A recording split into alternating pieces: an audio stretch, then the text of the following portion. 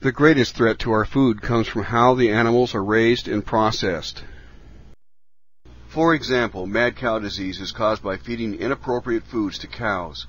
Feed requirements are already controlled by law.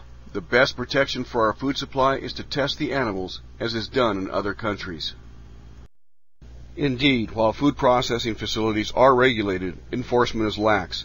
If we want to improve food safety, then government needs to improve conditions in slaughterhouses and food processing plants.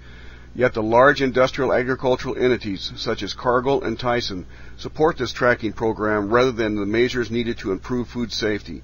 These entities will reap all the benefits from the enhanced export market without bearing the costs that will be imposed on the people actually raising the animals and/or the taxpayers.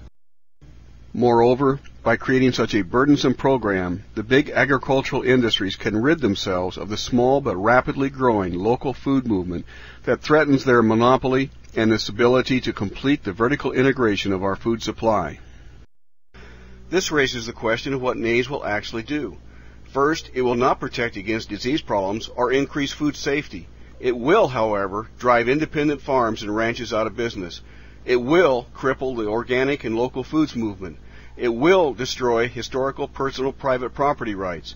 It will invade every animal's owner's personal privacy, and it is an insult to animal welfare. It places a burden on religious freedom, and it will create a technological nightmare in both reading the chips and maintaining the databases. And finally, it will create a massive government bureaucracy. When will the government intrusion into our lives end? NAES, while promoted as a way to track animals, will allow the government and private corporate interests to learn vast amounts of information on people, where they live, what animals they own, every time they market an animal, every time they take an animal to a show. The list just goes on and on.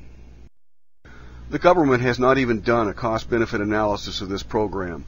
The list of costs is long: the chips, the readers, the labor for tagging and tracking, losses due to increased animal stresses, maintaining massive databases, filing reports. Who will pay for all of this? It will be the farmers and the ranchers, or the taxpayer, or most likely both. Food prices will increase, taxes will increase, and corporations and the government will grow fatter.